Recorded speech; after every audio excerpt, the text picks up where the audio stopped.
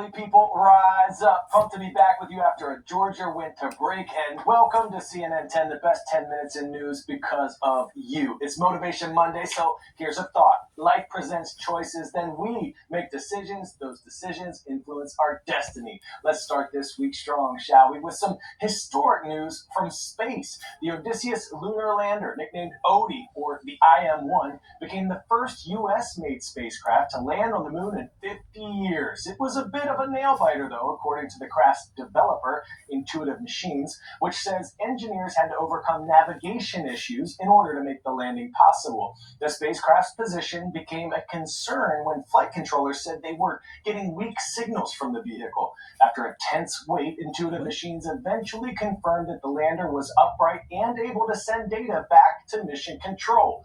The purpose of this mission is to assess the environment of the moon's south pole, as NASA is planning to send astronauts there towards the end of 2026. This landing comes after a different U.S. company aborted its landing attempt last month. Now, at the same time the U.S. is accomplishing this feat, other countries are looking to make their giant leaps to the moon as well. Our space and defense correspondent, Kristen Fisher, has more. I met with a TurboTax expert because I had two full-time jobs, lawyering and landing.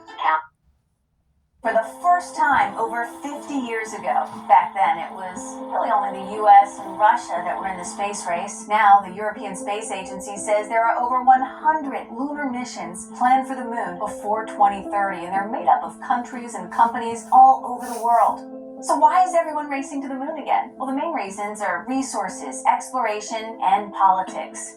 The moon is home to many resources like rare earth minerals and elements like the isotope helium-3 that could prove useful to mine. Helium-3 is hard to find on Earth, but it can be found all over the moon and is theoretically vital towards nuclear fusion, a possibly game-changing clean energy source. Studies have theorized that water in ice form may be available in large quantities on the moon, and mining could provide water and oxygen, the critical elements needed to make rocket fuel and allow further exploration.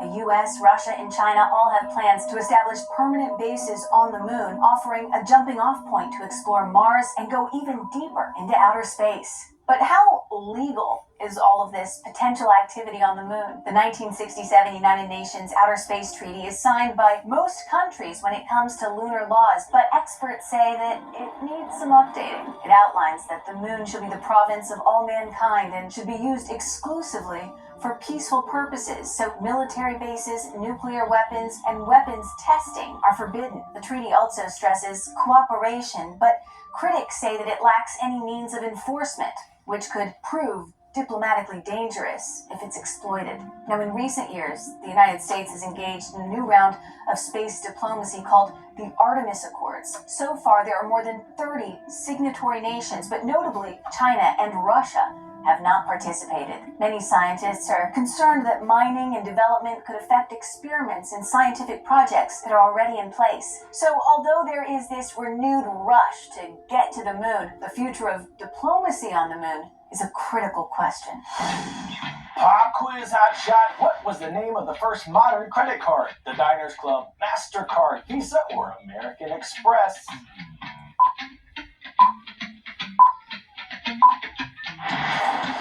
If you said the Diners Club, put your hands up. The card was put into use in 1950, initially used only in local restaurants before expanding to include retailers.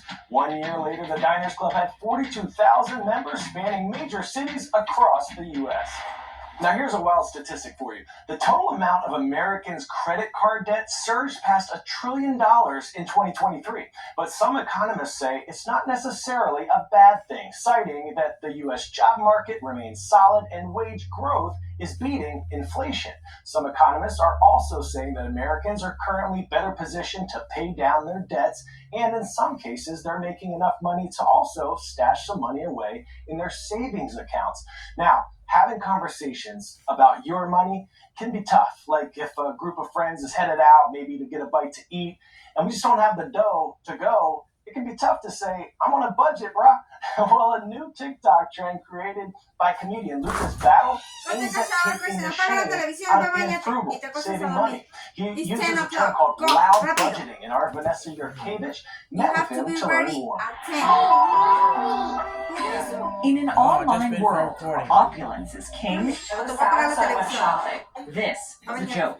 Cloud budgeting is a new concept I'm introducing for 2024. It's the opposite of quiet luxury. If your friend texts you, I want to hang out, you say, I don't want to spend gas money, I'm coming to you to hear you talk about your ex for 3 hours. Comedian and Gen Zer Lucas Battle inadvertently started a new financial trend. What is loud budgeting? Cloud budgeting is kind of new terminology for people to use when they don't want to spend money. And I think it's a term people can use that doesn't make talking about money awkward. The joke took off with his more than 600,000 TikTok followers, financial influencers, and even himself. Were you surprised by how many people have related to it? Yes, only because, and I would love to say I'm a genius, brilliant economist, but this is like a concept that's been around. And I really do think the loud part in front of it is what people are kind of drawn to. Gen Z and millennials especially feel the burden of inflation, expensive housing, and student loan payments. Budgeting has been around since the beginning of time, but in just the 4 weeks since Battle came up with loud budgeting, more and more people are feeling they now have permission to talk about it. What do you think about that, being transparent about the fact that you're on a budget? I think more so it should be normalized about budgeting and saving. Why do you think so many people are resonating with it? Because for so long we have been shamed into silence. Loud budgeting is amazing because instead of having to hide and be ashamed about the fact that you have debt or need a budget or want to save for certain things in your life, you can proudly say them and share them with your friends.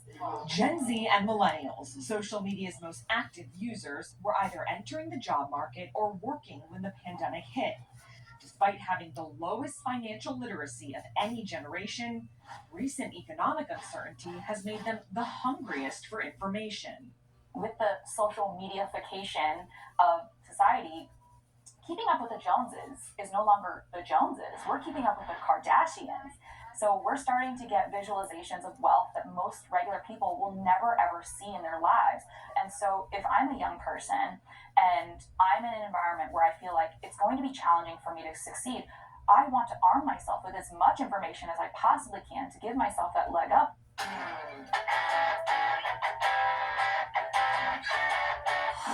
For today's story, getting a 10 out of 10, we have 2 stories about 2 trailblazers as we celebrate the final week of Black History Month. The first person who's made a lasting impact is Jane Bolin. Born in 1908, she was super focused and dedicated as a kid, graduating high school at just 15 years old. Persevering the challenges of growing up as a Black girl in that era, she'd go on to become the first Black woman to graduate from Yale Law School, first to join the New York City Bar Association, and the first Black woman in the U.S. to become a judge. She served on the bench for 40 years, where she ended segregated child care facilities and race-based assignments of probation officers. She said she wasn't concerned about being first, second, or even last because her primary concern was her work. Next up, Max Robinson, who in 1978 became the first Black person to anchor a nightly network news show on ABC's World News Tonight. Across the country, Frank, the city of Cleveland, which has received... Robinson started his career nearly 2 decades earlier at a local news station in Virginia, but his face was hidden behind a graphic. He later moved to Washington and became the first Black anchor in a major U.S. city. Robinson became an outspoken critic of racism and of the way African Americans were portrayed in the media. He'd go on to become one of the founders of the National Association of Black Journalists. Difference makers leading the way. All right, it's time to show some love now. We're heading all the way up north to the Aleutian Islands in Akutan, Alaska. The Akutan School, we see you, Falcons. And let's keep flying high with more feathery friends. This shout out goes to the Eagles at Kennedy Middle School in Aiken, South Carolina. Thank you. And thanks to all of you who've subscribed and commented on our CNN10 YouTube channel for your shout out requests. Way to start this week strong. Let's keep grinding and shining because that's just what we do. See you tomorrow, lovely people. I'm Coy Wire, and we are CNN10.